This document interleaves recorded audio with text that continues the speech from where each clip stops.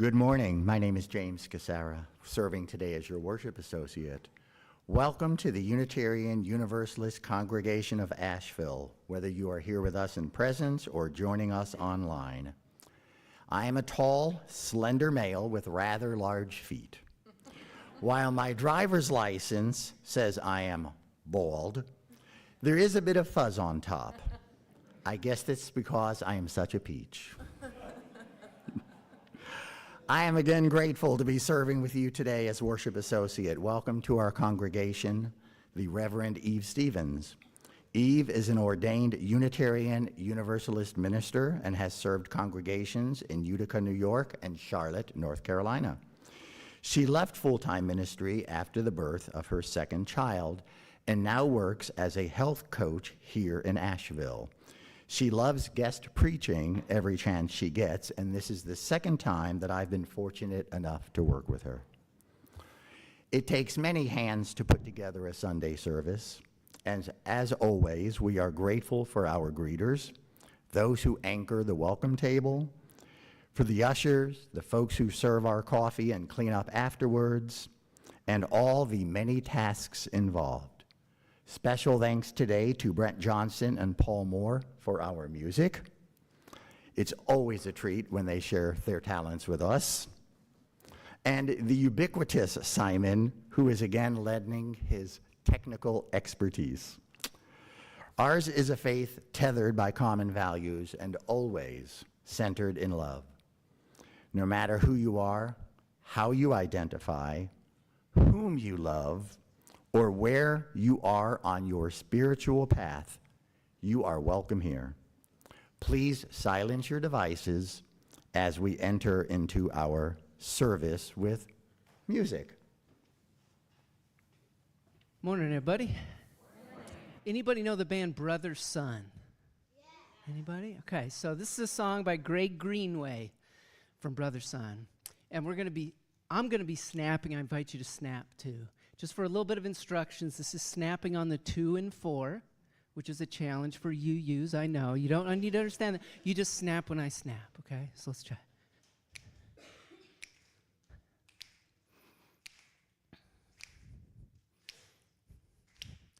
Oh, well, I'd learned as a child there's 2 ways to see the world as it is and the way it could be. Some people say that's just not my problem. Some people do what must be done. They see the hole in the fabric that must be sewn. They see the way blockaded and they roll back the stone. They see the day beyond the horizon and they do what must be done. Yes, some people do what must be done. They do what must be done. They see the day beyond the horizon, and they do what must be done. Now I've seen the toll taken and the tears that were shed. I've seen the journey started and the ripples spread. Some people say it's just not my problem, but some people do what must be done. They see the hole in the fabric that must be sewn. They see the fabricated and they roll back the stone. They see the day beyond the horizon and they do what must be done. Yes, some people do what must be done. They do what must be done. They see the day beyond the horizon, and they do what must be done. Thank you.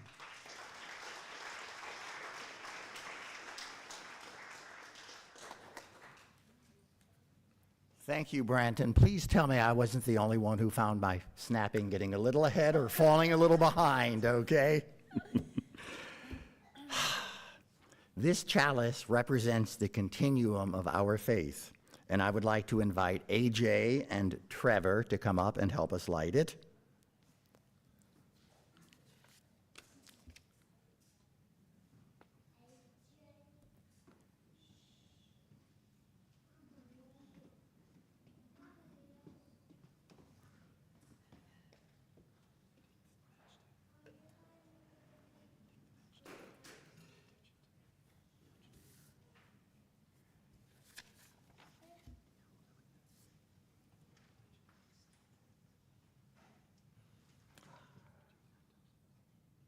As we awaken the chalice, may each breath remind us of the sacred rhythm of life, the pulse of creation, and the power that we hold to shape the world around us. With that power comes great responsibility. It is up to us to build the beloved community that we strive for. Thank you, AJ and Trevor.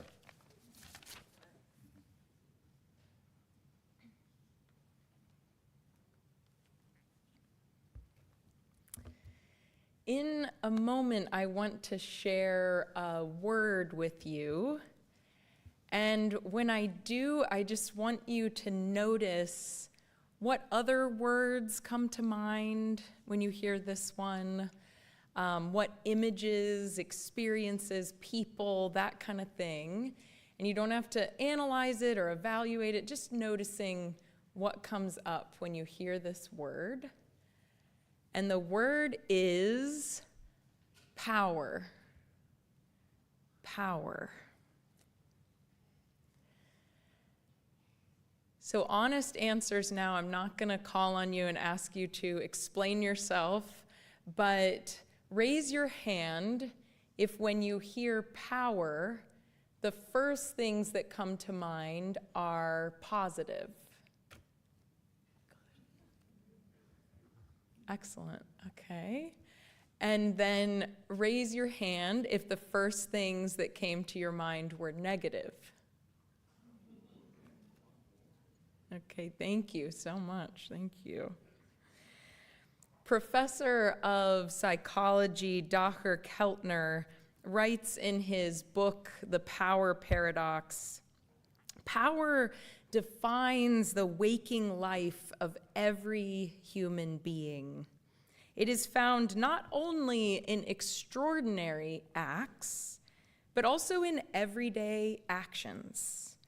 Indeed, in every interaction, be it an attempt to get a 2-year-old to eat a green vegetable, asking a friend the right question to stir creative thought, or directing resources to someone in need.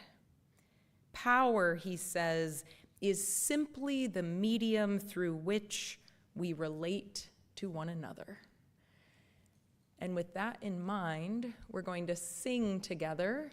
It's number 6 in the gray hymnal, Just as Long as I Have Breath. Would you please rise in body or spirit?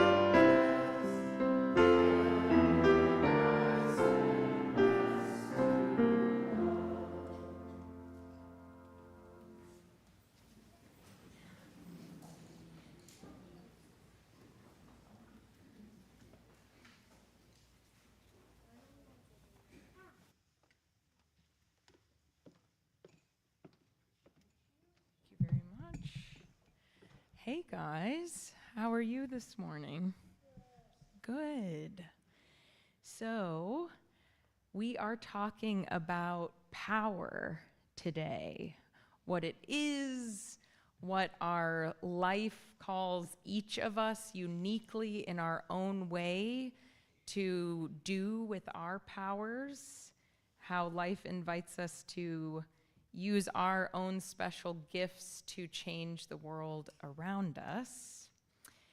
And this brought to mind a book that I really love about some individuals on a farm who are learning that when they combine all of their strengths together, their powers are much stronger.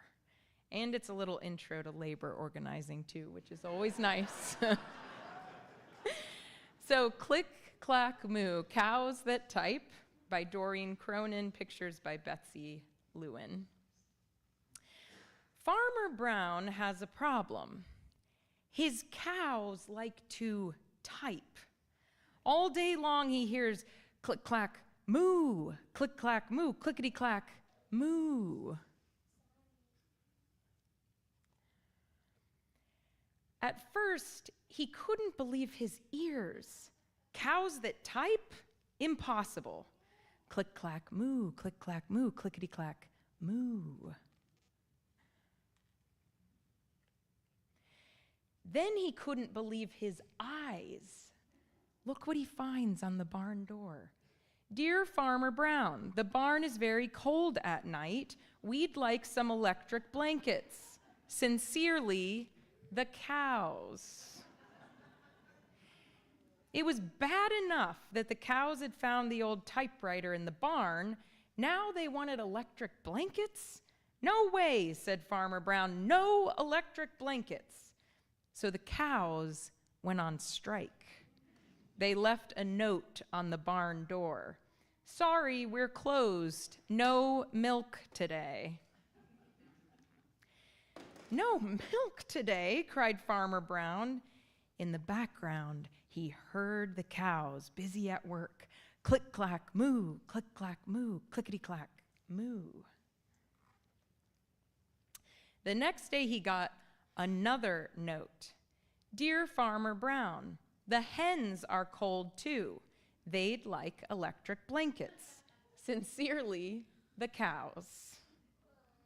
What? I know. The cows were growing impatient with the farmer. They left a new note on the barn door. Closed.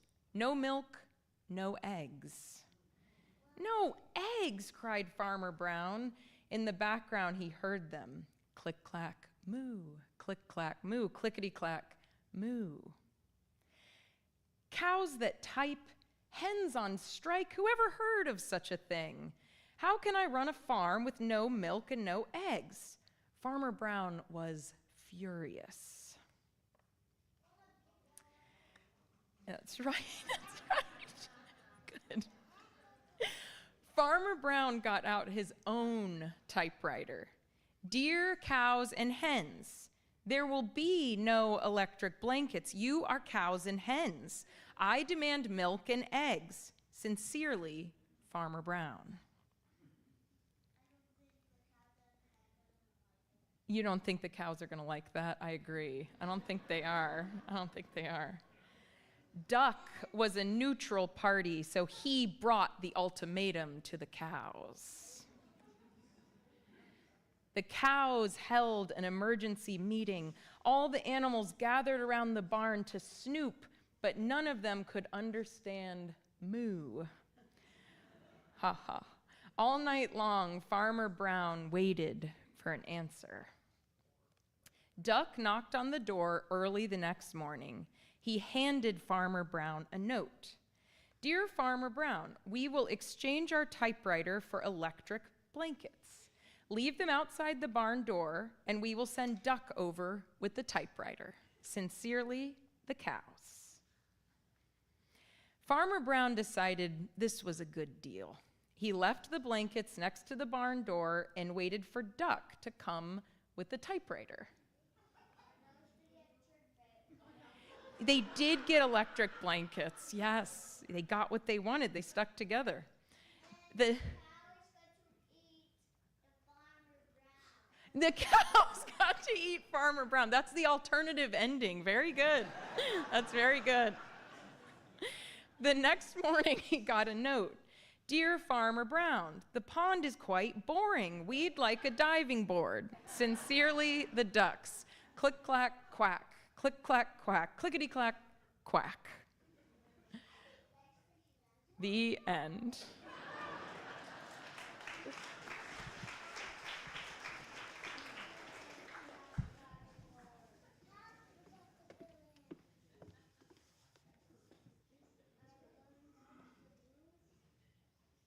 Now is the time that we get to sing our children out to their faith formation adventures.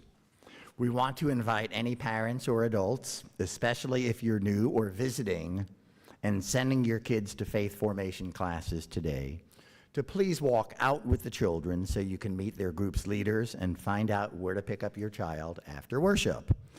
We will now sing out our children with As You Go. The words will be up on the screen.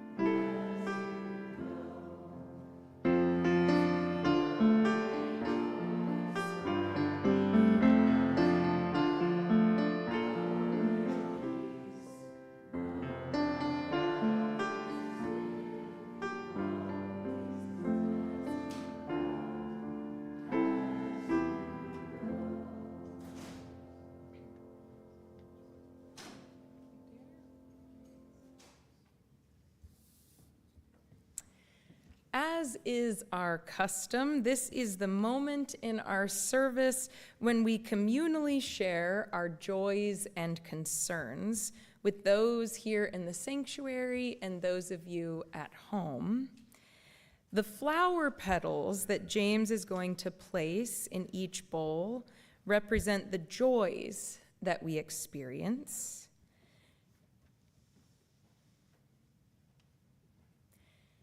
James will also brine the water with salt, representative of the tears we may have shed in sorrow.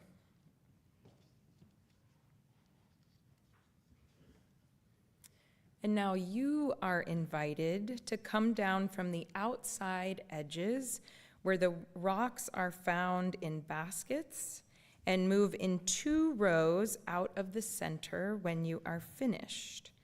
If the aisle is blocked, it's okay to gently ask someone to move over so you can more quickly return to your seat. James will, good. Guide you through. Yes. And feel free to make your 2 lines and come on down.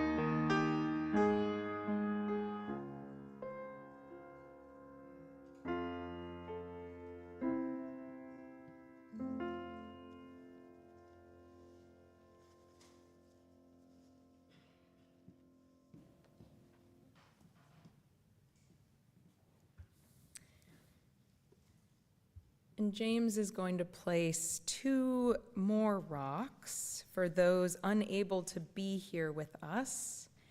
And know that if you carry sorrows, we share that burden, and you are not alone. If you bring to this day a sense of joy, we celebrate with you and embrace that which lifts your heart.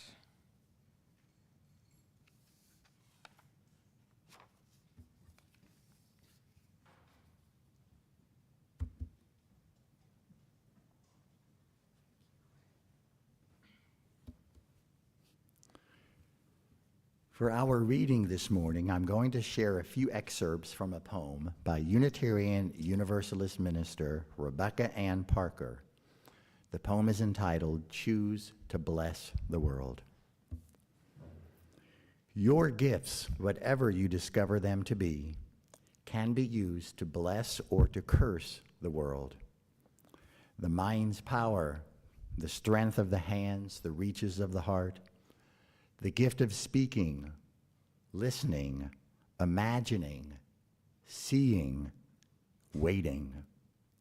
Any of those can serve to feed the hungry, to bind up wounds, to welcome the stranger, to praise what is sacred, to do the work of justice, or to offer love. Any of those can be used to draw down the prison door, to hoard bread, to abandon the poor, to obscure what is holy, to comply with injustice, or to withhold love. You must answer the question, what will you do with your gifts? Choose to bless the world? Those who bless the world live their life as a gesture of thanks for the beauty and the rage that moves us forward. None of us can save the world. Together, that is another possibility waiting.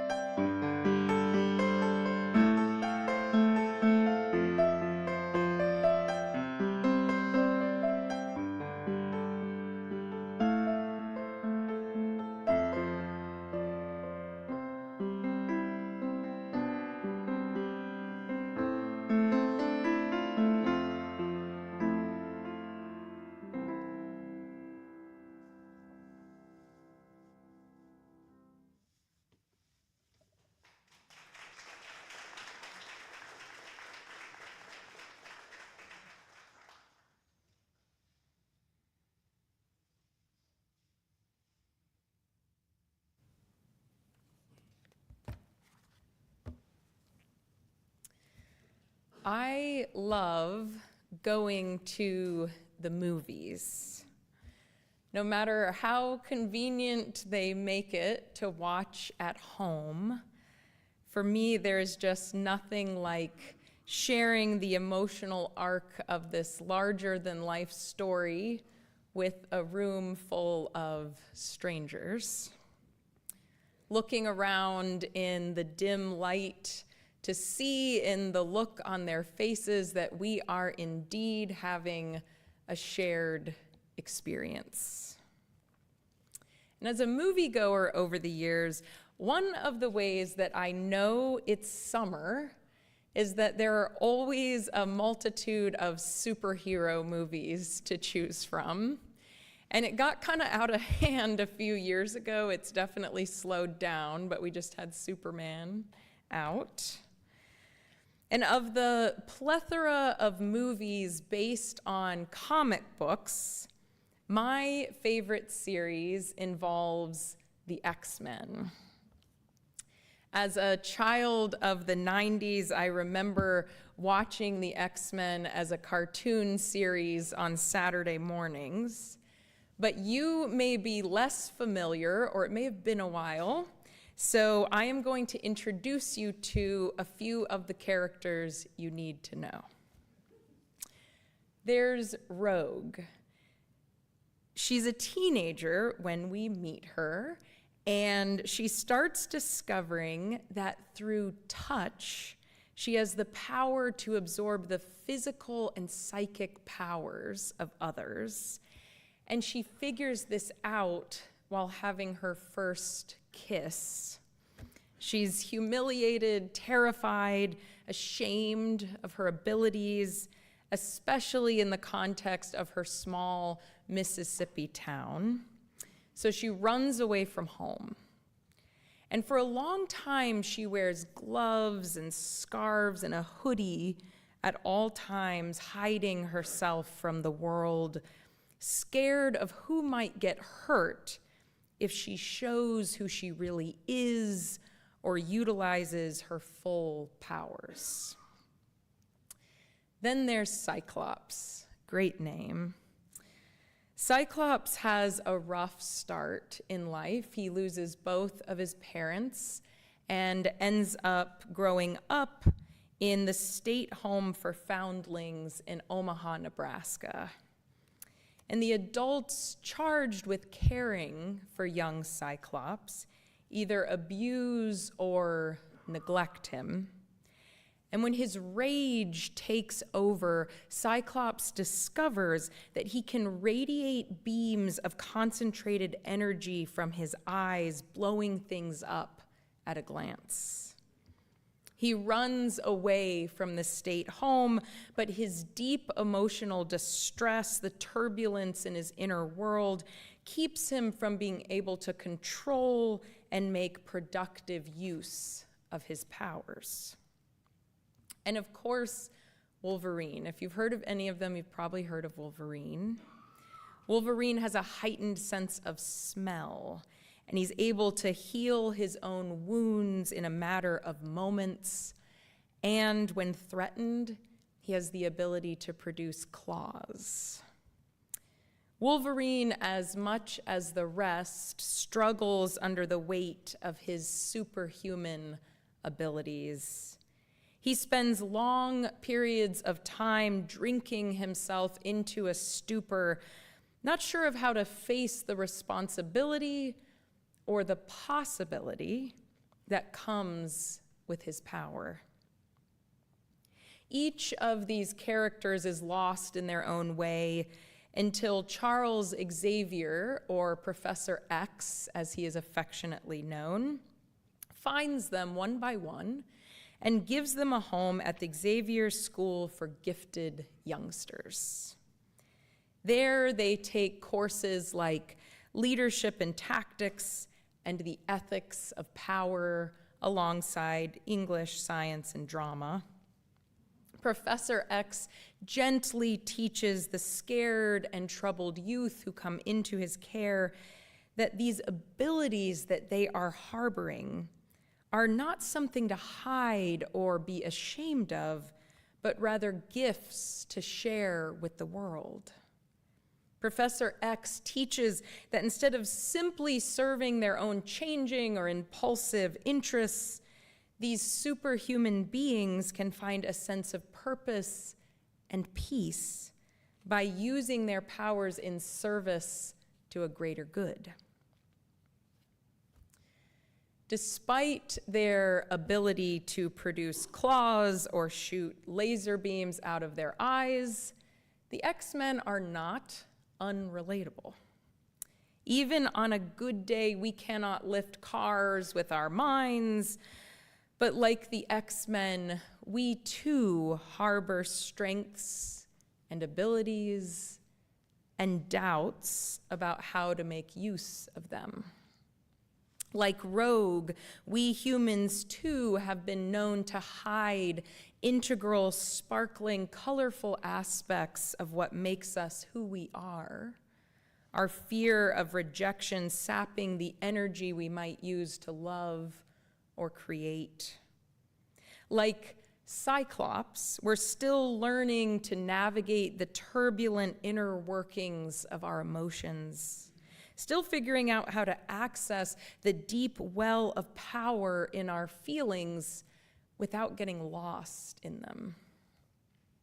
Sometimes, like Wolverine, we're just really good at something, but it's somehow easier to numb ourselves and avoid our own talent and what we might do with it. It's easier to hide behind our fear of what people might think. So we stay busy rather than make use of our powers in public where we might fail.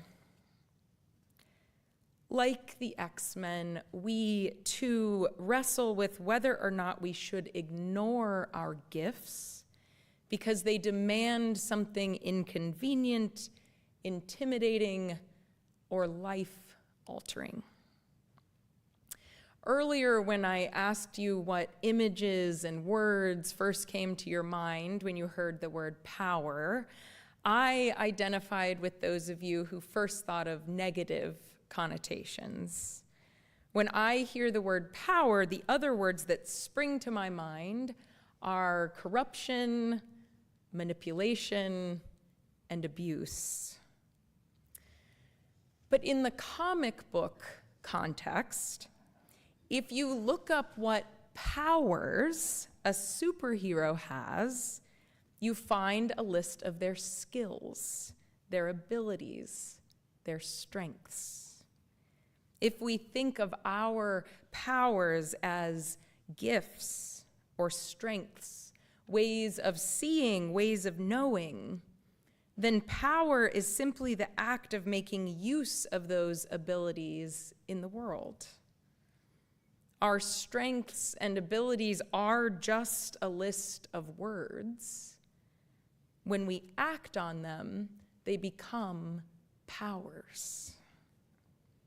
It might be playing the piano, teaching algebra, or listening with patient compassion to someone who is in pain. I heard a StoryCorps interview once recorded between a man named Alexei Romanov and his husband, David Farah. And in the course of their conversation, Alexei recounts a story of the person who helped him uncover and start using his power to love openly without shame. Alexei Romanov grew up knowing he was gay. In his New York City neighborhood of the late 1950s, he was able to find the company of other gay kids, and they did their best to support each other in a world that didn't like the idea of their very existence. At 14, Alexei began frequenting a beautiful space not far from his apartment called Bryant Park. And there in Bryant Park, he met a kindly man in his 80s who shared his own stories about what it had been like to grow up gay in a small town in the 1870s. Alexei and his friends came to call this kindly older man Mother Bryant.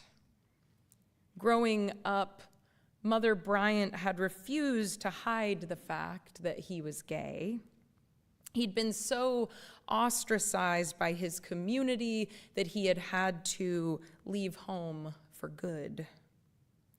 Alexei remembered as a kid thinking how brave Mother Bryant was to be honest about who he was, to show his true self in public. But more than that, Mother Bryant had found his ability to love others fiercely and unapologetically. Well, Alexei Romanov grew up and met a man that he wanted to move in with. But at the time, it was illegal in New York City to rent an apartment to two men who were not related. So when the prospective landlord asked Alexei, "What's the relationship between you two?" Alexei suddenly remembered Mother Bryant.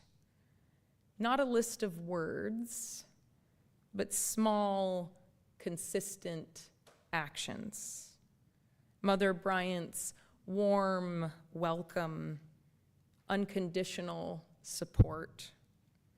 And Alexei remembered that Mother Bryant had once said, "When you're ready to leave this earth as I am, if you haven't left your community better than you found it, you have not lived." Alexei took a deep breath and replied to the landlord, "He's my partner and my lover." After a long pause, the landlord said, "Okay, here's the key." Alexei looked up and said, "Thank you, Mother Bryant. I will never be ashamed of being gay again." Mother Bryant's power to show love without embarrassment, shame, or condition unlocked his power to set others free too.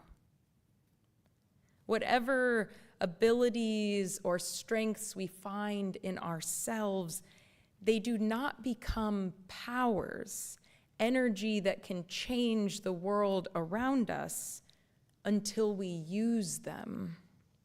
Power is not real unless it is exercised.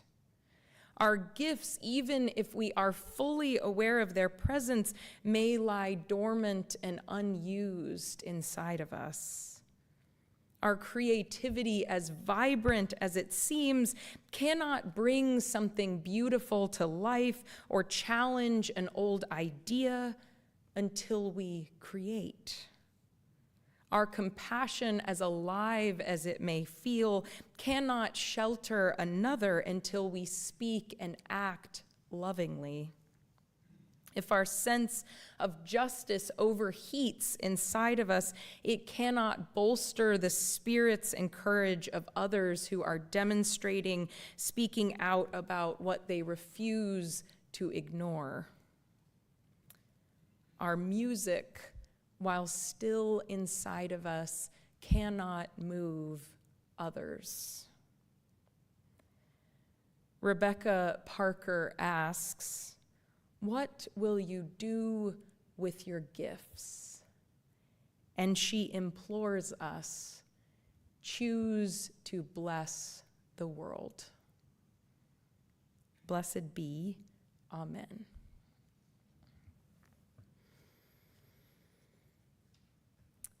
Now I want to invite you into a time of meditation and prayer. You may want to shift a little in your seat. If you're at home, you can even lie down if you like. And if you are comfortable, I invite you to close your eyes and just start to breathe in through your nose and out through your mouth. In through your nose, out through your mouth. It's one of those ways you can signal to your body that all is well in this moment.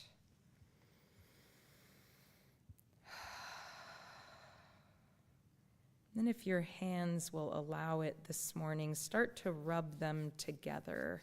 Just create some friction. In through your nose, out through your mouth.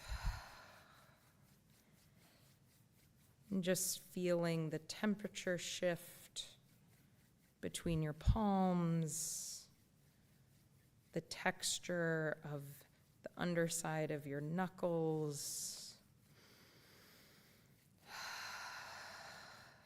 Just noticing, letting this friction pull you into the present. And then place your palms on your lap, your palm down on the tops of your thighs. And imagine that you can feel the warmth from your hands begin to circulate throughout your body.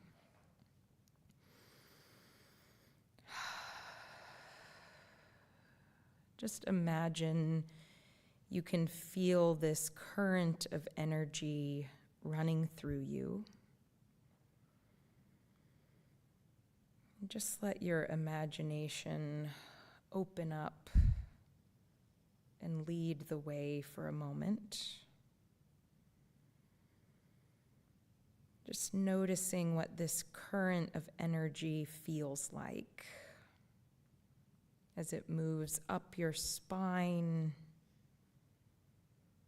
or as it spreads inward from your fingertips down through your arms into your chest.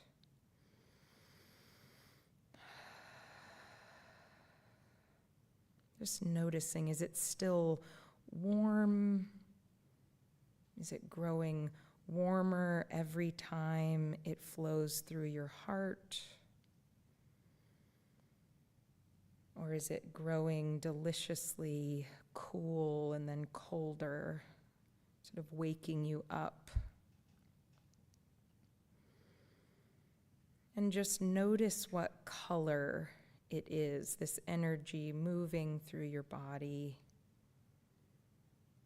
Does it shimmer? Is it more earth-toned? Just refreshing it with each breath. And as you breathe with this current of energy circling around inside of you, hold for a moment something painful that you heard this week. People far away, suffering, someone close by, dear to you. Just pull them close for a moment.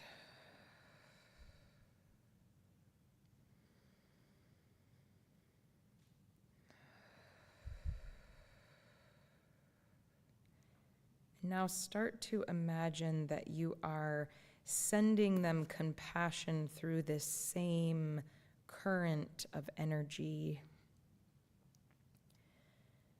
And as you breathe in and out, just trust that this current of light is making its way to them.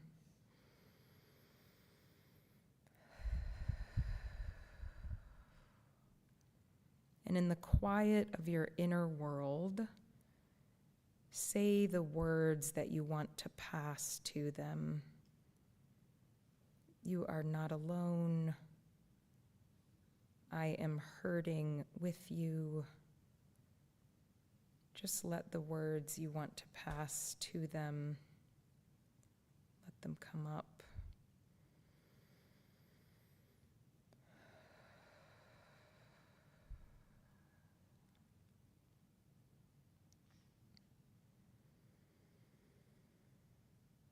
Wrap them in this light and the words you want them to feel and to know.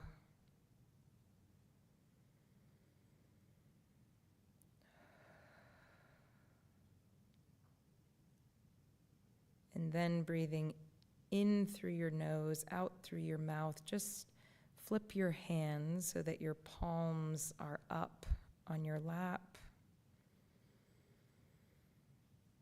And just start to let the intensity of that current flowing through you evaporate out through your palms. Trusting it's there when you need it, but letting go in this moment as you exhale.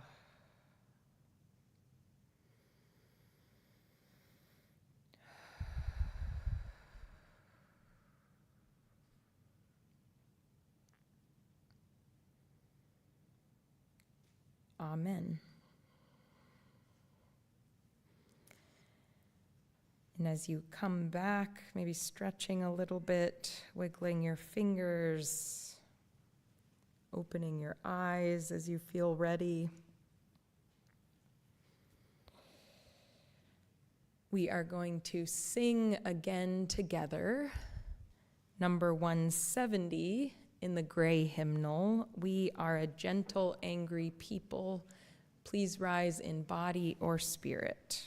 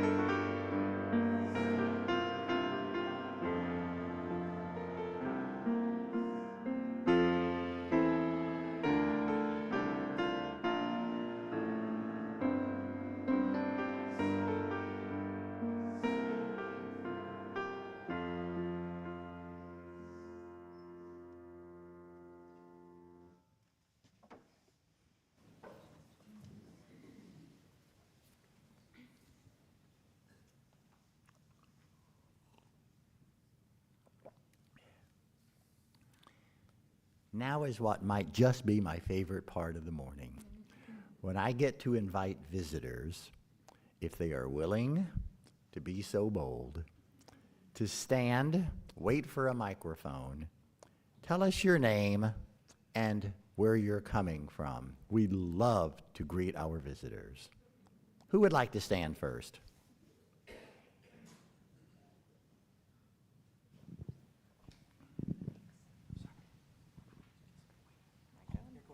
Okay.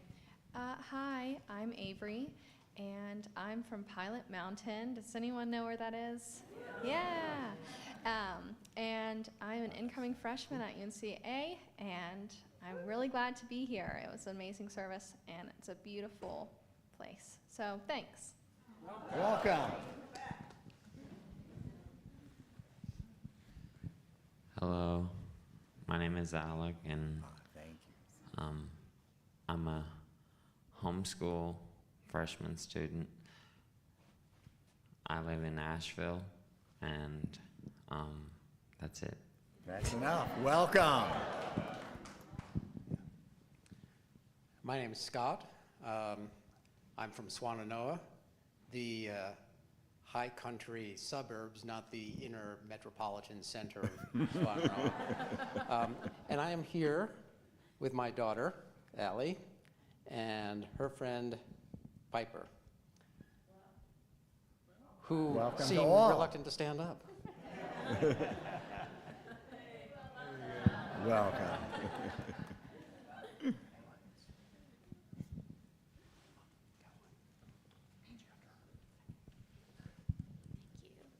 Hello, my name is Allison Prout, and I am visiting from Castro Valley, California. I'm a member there of Star King Unitarian Universalist Church, which is in Hayward. And I'm thinking about moving to Asheville, so that's why I'm here with my husband. We're looking at houses. And this is a very beautiful sanctuary, so I'm very glad to be here. Glad you're here. Welcome.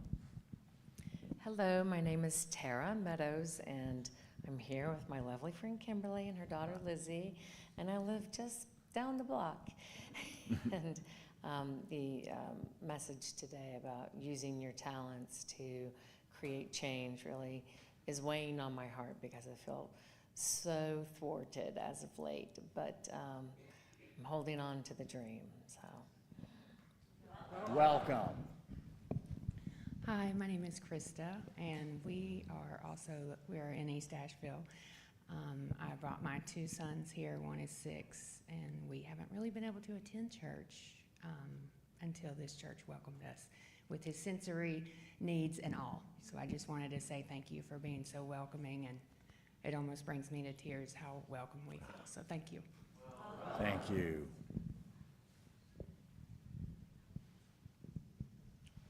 Anyone else? So we have a wonderful connections coordinator here, Trevor. Please wave hello to Trevor. Trevor would love to take some time after the service to get to know you a bit. There will be a newcomers table out in the outside in Sandberg Hall. And there's a newcomers gathering after the service today. So if you'd like to learn more about our congregation, please do touch base with Trevor. For those of us that are regulars, you know the charge afterwards. Please say hello to 3 people that you don't yet know so we can continue to build this wonderful congregation. The work of this congregation extends far beyond these walls and this day. Our announcements ran as slides before the beginning of the service. If you missed them, please, please, please refer to Thursday's weekly e-news. It is chock full of all sorts of things that you'll want to know about. Much, much more than what goes on here. If you don't receive the e-news, you can email us at information@uuasheville.org or see one of the ushers or myself after the service, and we would love to get you signed up for the weekly e-news. Everything that we do here is supported entirely by the gifts of your love, time, energy, and resources. You are the ones that make this happen. Our community plate recipient for this month is the Swannanoa Community Support. That vibrant and diverse community was especially hard hit by Helene, and 10 months later is still struggling to rebuild and re-envision where they can go from here. There are members of this community, some just introduced themselves, from Swannanoa, and we need them to know that our congregation is here to help. If you are able to support that cause, please use the QR code, the online link, or whatever means is best for you. If you are going to write a check or make a donation online, please note in the memo that it is for the Swannanoa Community Support. But we also know that there are immediate needs in this congregation. If you are struggling, please, please do not hesitate to reach out to us. Your ministers are here for you, as is our pastoral care team. The offering will now be gratefully collected.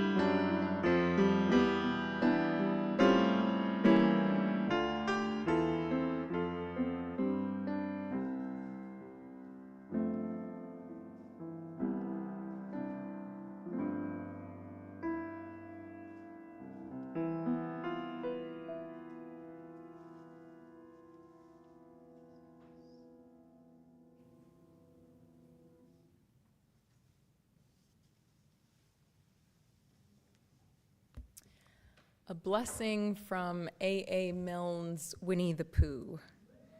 Woo, the Pooh Bear. Promise me you'll always remember you're braver than you believe, stronger than you seem, and smarter than you think.